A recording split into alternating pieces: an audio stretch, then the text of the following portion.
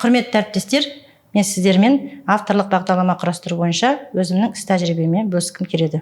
Авторлық бағдарламам тақырыбы жазылым дағдысын тіл білімі арқылы жетілдіру. Бағдарлама тақырыбын таңдауыма не себеп болды?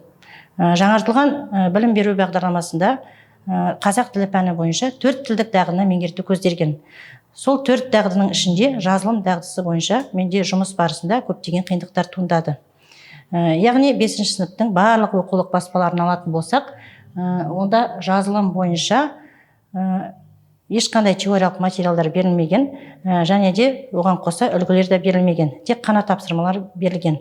Сондықтан осы қиындықтардан шығу барысында мен осы тақырыпты таңдадым, және осы тақырыпқа байланысты жазылым дағдысын тіл білімі арқылы жетілдіру атты арнайы курс бағдарламасын әзірледім. Бұл арнайы курс бағдарламасының құрылымы неден тұрады? Яғни түсінік хаттан тұрады. Арнайы курстың әдістемелік негіздері, күнтізбелік тақырыптық жоспар, әдістемелік бөлімнен тұрады. Әдістемелік негіздеріне тоқталатын болсақ, ең бірінші мен әдістемелік нұсқауқатқа сүйене отырып жасадым. Келесі үлгілік оқу бағдарламаларына, ұзақ мерзімді жоспарға және күнтізбелік тақырыптық жоспарға сүйене отырып жасадым. Келесі күнтізбелік тақырыптық жоспар. Күнтізбелік тақырыптық жоспардың құрылымына тоқталатын болсақ, бірінші сабақтың тақырыбы, яғни теориялық бөлімі берілген. Келесі тәжірибелік бөлім, грамматикалық тақырып және сағат саны берілген. Енді теориялық бөлімде жазылымның 6 бөлімшесіне арналған, яғни 6 оқу мақсатына байланысты тақырыптар алынған. Келесі тәжірибелік бөлімде, яғни осы теориялық бөлімде алған білімдерін практикада қолдана алу барысы көзделген. Келесі грамматикалық тақырып. Бұл жерде әдеби тілдік нормаға байланысты оқу мақсаттары алынған. Енді бұл жерде қарайтын болсақ, яғни мен неге жазылым дағдысын әдеби тілдік нормамен байланыстырдым, яғни тіл білімі салаларымен байланыстырдым. Себебі әдеби тілдік нормаға байланысты оқу мақсаттарында жаңағы Блум таксономиясына байланысты, қолдану деңгейіне байланысты оқу мақсаттары берілген. Яғни бұндай оқу мақсаттары жазылым дағдысы арқылы жүзеге асады. Келесі әдістемелік бөлімге тоқталатын болсақ, әдістемелік бөлім біз жазылымның бөлімшелеріне байланысты бірнеше бөлімдерге бөлінген, соның ішінде жарнама бойынша тоқтала кетейін.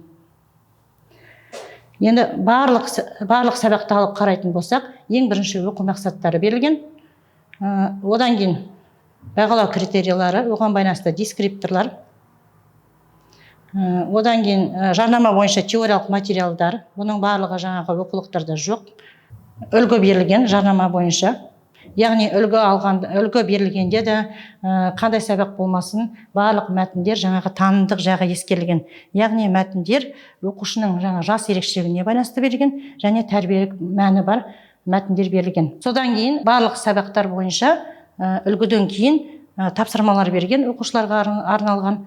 Яғни теориялық білімін тәжірибелік практикада қолдана алу барысы бойынша осы тапсырмалар берілген. Одан кейін тапсырмалардан кейін білім тексеру сынағы берілген. Яғни кейбір сабақтардан кейін тест түрінде, кейбір сабақтардан кейін сұрақ жауап түрінде. Мысалы білім тексеру сынағы мынандай тест түрінде берілген.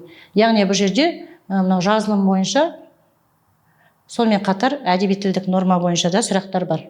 Келесі енді бір тапсырмаға тоқтала кетейік. Мысалы, мынадай тапсырма берілген. Мектебімізде оқуға құштар мектеп жобасы аясында оқу сағаттары өтіп жатыр. Өзіңіз оқып жатқан кітапты сыныптастарыңызға, олардың қызығушылығын арттыру мақсатында жарнамалау керек. Және жарнамалаған кезде жанрлық ерекшеліктеріне сай ресімделу мен құрылымын сақтап, әлеуметтік желілерге жарнама құрастырып жазу керек.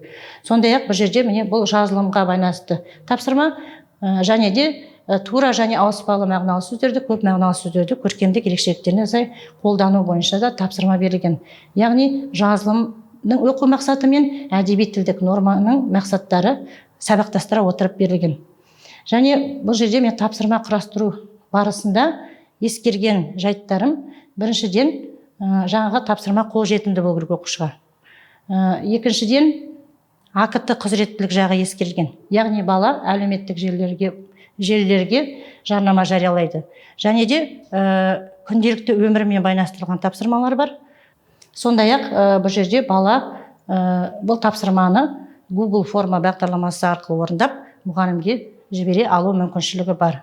Енді қорыта келе, бұл бағдарлама жазылым.kz сайтында орналастырылған.